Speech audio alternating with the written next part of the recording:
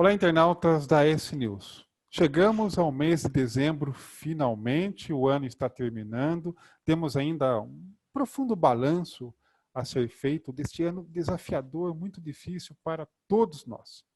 É evidente que o mundo dos negócios também foi bastante abalado, o comportamento das pessoas, as relações interpessoais. Nós vamos estar falando desse assunto com Lígia Pontes, ela que é consultora especializada em produtividade e felicidade do trabalho. Aliás, um tema, né? Qual o desafio para 2021 nós continuarmos sendo felizes no nosso trabalho? É sobre isso que nós vamos conversar com essa consultora.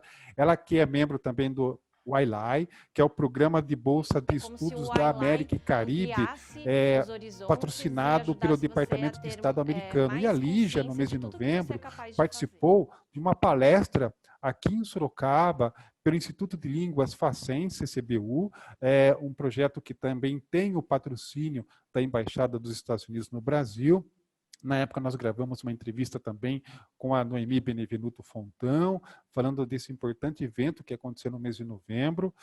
Depois teve todo também um curso de inglês para empreendedores aí dos seus negócios.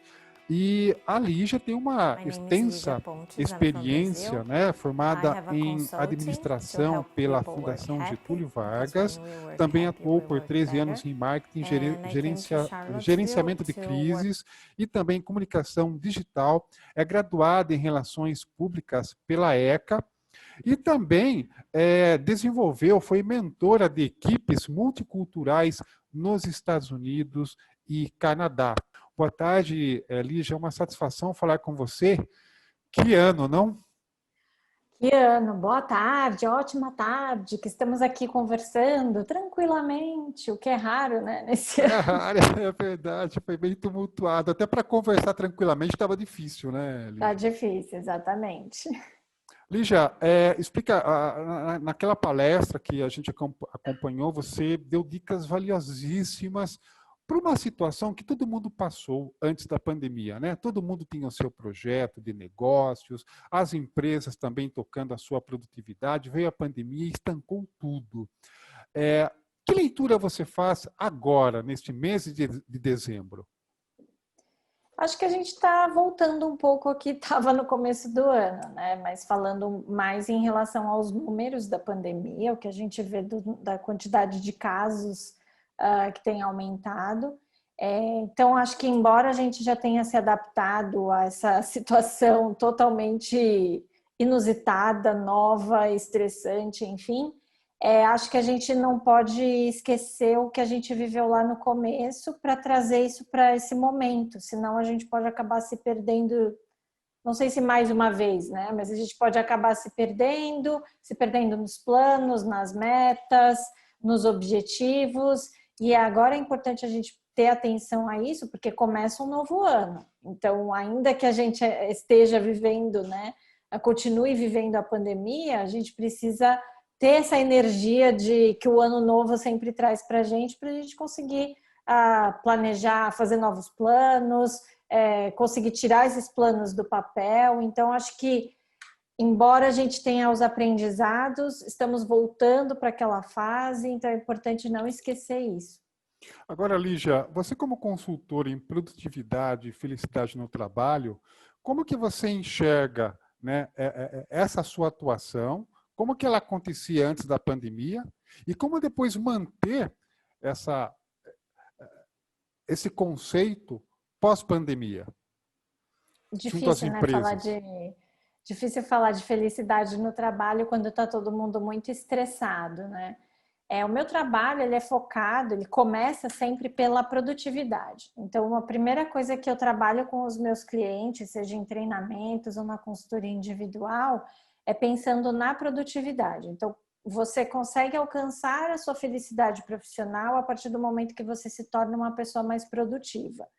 Isso porque quando você faz as suas entregas com a qualidade que você precisa, você recebe os elogios dos seus clientes, você mantém os seus clientes. Se você tem um gestor, um líder, um chefe, você evita conflitos com a liderança, você evita conflitos com os seus pares, enfim, porque você está trabalhando de acordo com aquilo que foi combinado e com o que é esperado de você. Então, isso já deixa a nossa cabeça mais tranquila. Quando a gente tem tranquilidade, a cabeça organizada e a tranquilidade de dar conta do que precisa, dar conta do que precisa fazer, e mais do que isso, de ter tempo livre, ainda que pouco, mas um tempo livre que você consegue escolher aquilo que você deseja fazer, com aquelas horas ou até minutos, você se sente mais satisfeito. Então, com isso, você consegue ter mais clareza do que você deseja para a sua vida, para o seu futuro, e aí você consegue planejar com mais tranquilidade. Muito comum as pessoas chegarem para mim super angustiadas, né? E falando, eu quero mudar de trabalho amanhã. E aí a gente começa a analisar, tem a questão do cenário que estamos vivendo agora, né? Mas começa a analisar com a pessoa quais são os problemas, quais são os desafios, o que faz com que ela queira mudar de trabalho no dia seguinte. E aí a gente sempre tem a ver com a produtividade. Então a gente começa a trabalhar os pontos ligados à produtividade, a pessoa fica mais tranquila e aí ela consegue tomar uma decisão melhor, que às vezes nem é mudar de trabalho, às vezes de empresa, às vezes é só mudar de área, ou o que ela queria era ter tempo com a família, o que ela queria era ter um final de semana que ela não precisa se sentir pressionada pelas atividades do trabalho. Então, nesse momento de pandemia, né, que é difícil, como eu falei, que é difícil a gente pensar em felicidade no trabalho principalmente, tenho trabalhado com os meus clientes mais ainda a questão da produtividade, mas sempre pensando no tempo, que eu acho que o grande recurso, né, ou talvez a grande descoberta, embora ele sempre estivesse aí, né, pra gente, mas a grande descoberta das pessoas, né, com toda essa situação, porque muita gente que teve um impacto muito grande com a pandemia, pensando, infelizmente, em relação a alguém da família que adoeceu. A pessoa pensava que poderia ter aproveitado mais os momentos com aquela pessoa, ou veio a quarentena e não pode sair de casa, não pode encontrar ninguém. Poderia ter marcado aquele almoço antes, no ano passado, e não fiz porque estava sempre ocupado. Então, as pessoas começaram a fazer esse tipo de questionamento, né? De se lembrar do que poderia ter feito e não fizeram, porque não encontraram tempo. E, além disso, a gente vai para a questão do que a pandemia fez com que a gente mudasse, né? A forma como a gente lida com os nossos compromissos mesmo. Então, uma ida ao supermercado antes podia durar talvez 1 hora. Hoje em dia pode durar o dobro, até muito mais, porque você se prepara, vai ao supermercado, desvia das pessoas que estão sem máscara, volta para casa e tem que limpar tudo. Então, é muito mais trabalhoso. Então, não dá para você achar que você vai fazer alguma coisa rapidinho, que não é mais tão rapidinho. Então, isso fez com que as pessoas procurassem formas de ser mais produtivas, de lidar melhor com o tempo. Estou falando de questões pessoais, mas quando a gente vai para o ambiente profissional, os prazos ficaram mais apertados, porque muita coisa ficou parada, né, no começo da pandemia, e aí os prazos depois, quando tudo foi retomado, os prazos ficaram mais apertados. Ao mesmo tempo, as pessoas trabalhando de casa, algumas tarefas demandam mais tempo do que se você tivesse presencial com a equipe. Claro que muita coisa fica até mais fácil, mas não é tudo. Tem a adaptação das pessoas, que é a palavra do ano, né? Adaptação que a gente precisa fazer ao nosso estilo de trabalhar, enfim. Então, tudo isso tem uma relação enorme com o tempo, com a forma como a gente lida com ele, como a gente enxerga o nosso tempo, e aí é claro que a produtividade entra aí. Então, a partir do momento que as pessoas começam a ter mais cuidado com a forma como elas usam o tempo, mais consciência disso, principalmente em relação ao presente, elas conseguem ter mais clareza do que elas precisam fazer para encontrar essa felicidade no trabalho ou a felicidade na vida pessoal. Era muito comum, né? Estou aqui com a minha família, mas estou olhando o celular. Então, agora as pessoas... Estou falando do meu ambiente com os meus clientes, enfim. Mas agora as pessoas ficam mais atentas a isso. Puxa, estou aqui com a minha família e vou ficar com a minha família porque não sei quando se vai acontecer mais alguma coisa como essa e eu não vou poder estar com a minha família como eu estou neste momento. Então, isso falando do ambiente pessoal, mas no trabalho também. Estou aqui com os meus colegas, estou nessa reunião, estou presente nessa reunião. Então, isso tem colaborado para as pessoas terem mais clareza do que elas precisam para serem felizes no ambiente de trabalho e até identificar o que impacta o dia a dia delas de forma negativa para tentar fazer as mudanças necessárias. Aliás, Lígia, a impressão que você tem é que, por conta da pandemia, as pessoas acabaram tendo que ir para o home office, as empresas mandaram seus profissionais para casa e elas não foram felizes, porque todos nós nos realizávamos no nosso ambiente de trabalho, para quem trabalhava numa empresa, vamos colocar assim, num ambiente corporativo, e de repente isso se quebrou totalmente. Mais do que nunca agora, a sua atuação como consultora nessa área acaba sendo fundamental, né, para como retomar essa felicidade no trabalho, nesse processo delicado. Afinal de contas, teve colega de trabalho que perdeu o colega por Covid, né? Ou então um parente, um amigo, e essa pessoa volta a trabalhar, né? Ou seja, tem muita coisa ainda para ser feita daqui para frente. Muita coisa. E muita coisa que a gente vai descobrir só quando sairmos dessa situação, né? Da quarentena que continuamos, ou pelo menos deveríamos continuar em quarentena, considerando que os números estão aumentando de novo, de casos, né? Os números de casos, infelizmente de óbitos também. Então a gente vai aprender com o tempo, quando a gente sair dessa situação e conseguir voltar, ainda que aos poucos, para o ambiente profissional, para as empresas.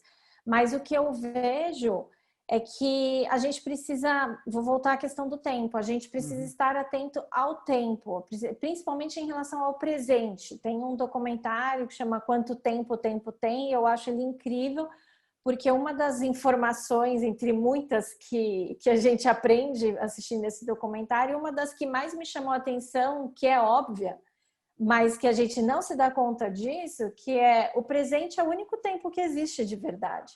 O passado já foi, o futuro não chegou ainda e o presente é aquilo que a gente está vivendo. A gente deveria olhar com mais atenção a ele. Então, é claro, você perder um colega de trabalho é algo que vai te impactar sempre, né? Uma pessoa da sua família, uma pessoa próxima, ou às vezes nem alguém tão próximo, mas por conta de toda essa situação a gente fica realmente impactado. Eu não tive um impacto tão grande em relação a isso, né, na minha vida, em relação à pandemia, mas foi algo que me abalou bastante por ver pessoas que, ainda que distantes de mim, foram impactadas de formas muito, muito tristes pela pandemia. Então, realmente, a gente precisa se concentrar, acolher isso, né? Então, quando eu falo do presente, é você também prestar atenção em como você está se sentindo, em que você está pensando. A história de você encenar uma peça de teatro e ao mesmo tempo você está no palco e ao mesmo tempo você está na plateia. Então você vê o que está acontecendo na sua vida, mas pela plateia, mas você também vive aquilo. Então a gente precisa estar presente sempre e ter esse cuidado com o nosso tempo, porque aí, no caso de um sentimento ruim, você acolhe aquele sentimento, entende o que está acontecendo com você e aí você consegue tomar uma atitude em relação a ele. A gente vai deixando essas coisas passarem e aí chega um momento que explode. Então, o impacto é muito maior. Então, agora, entende? Estamos numa fase muito difícil. As empresas também precisam entender isso, que cada pessoa é impactada de uma forma diferente, então talvez as entregas daqueles profissionais não sejam tão rápidas como costumavam ser, ou nem com a qualidade que costumava ter, porque é uma situação nova, ninguém sabe como que a gente lida com isso. E ainda que a gente já esteja vivendo isso há algum tempo, as notícias estão chegando toda hora, então Aliás, eu até talvez eu lembrei, não tive... você fez essa observação que as entregas não são como antes. Até no caso do 0800, o saque das empresas, é preciso passar por uma reformulação hoje, por exemplo? Exato. Mesma coisa, exatamente. A forma, vou ampliar um pouco, né? A forma como você atende seus clientes Então, mudou. Então, eu tinha algumas empresas que para mim eram um exemplo de atendimento, porque era tudo muito rápido. E hoje em dia não é rápido, demora demais.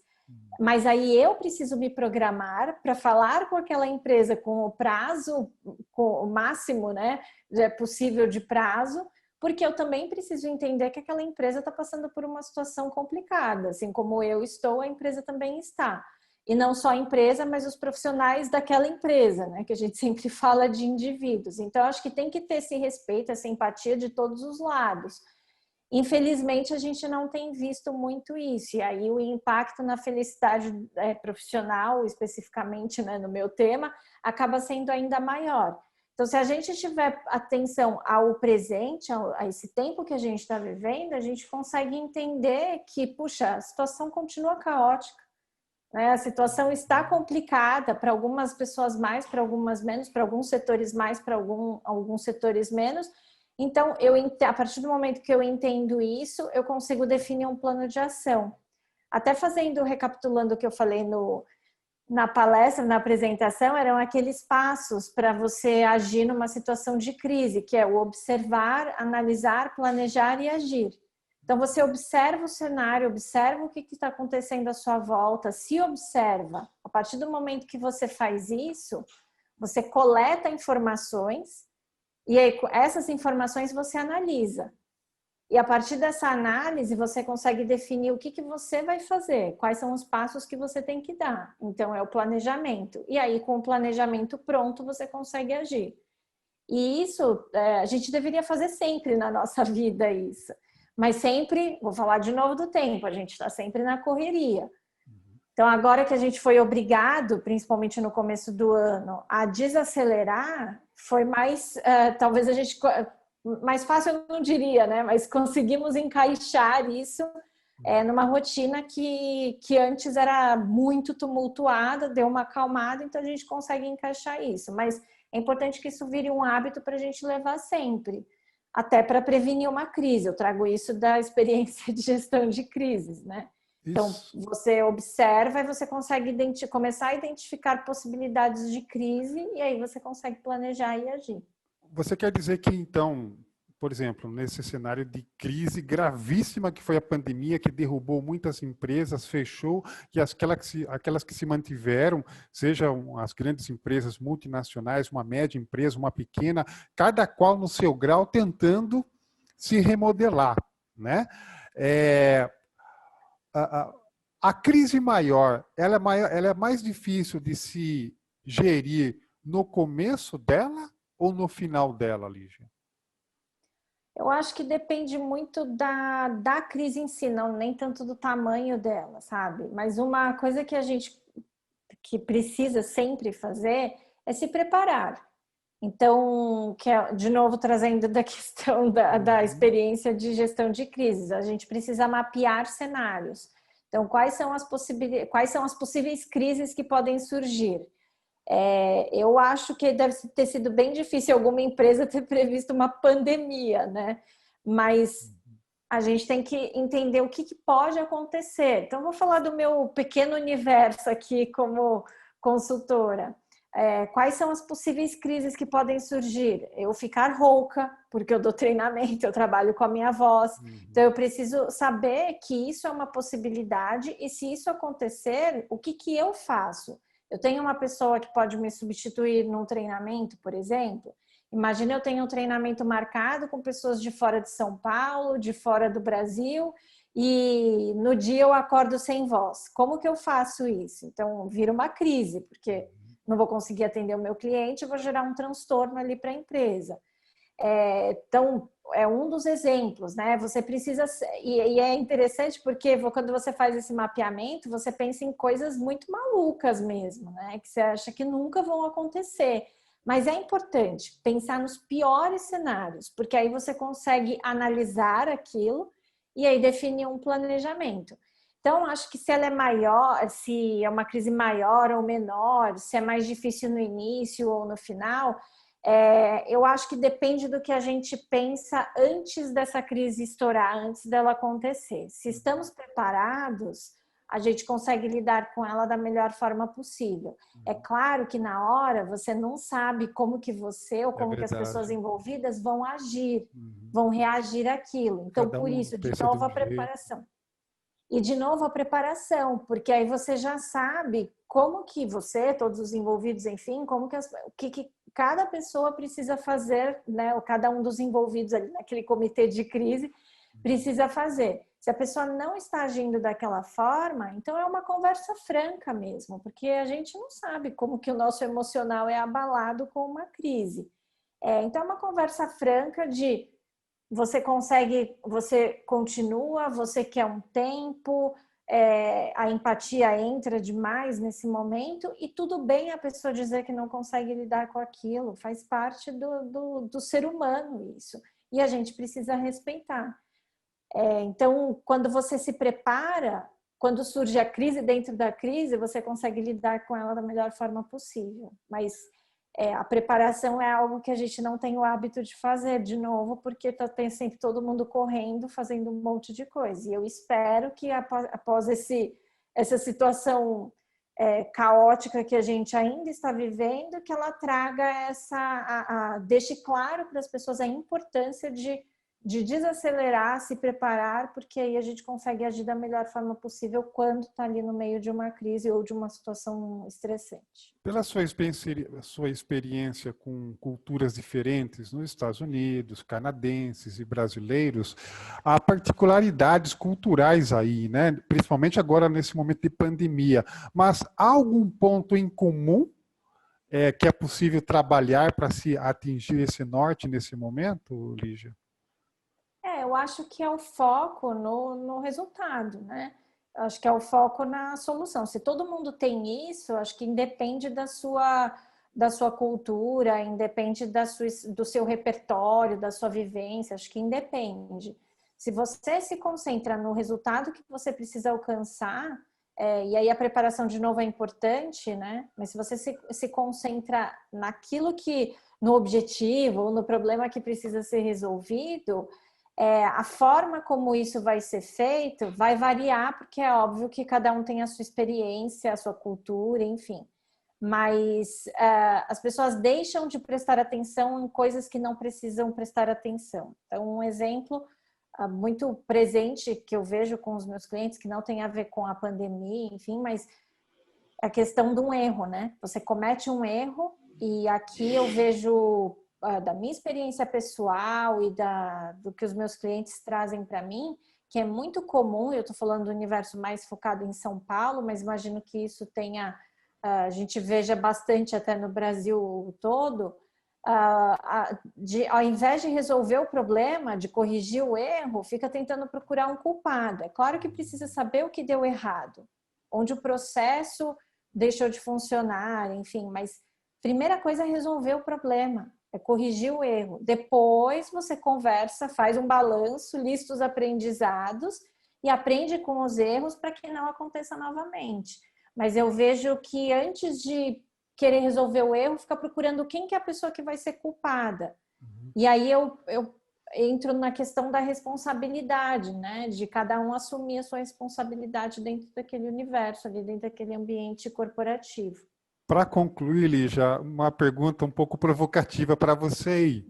Vamos lá. Diante de um risco de segunda onda de coronavírus, uma perspectiva econômica, queira ou não queira, para 2021, com a vacinação em massa planetária, a gente também tem que acreditar num cenário positivo que essa fase vai passar.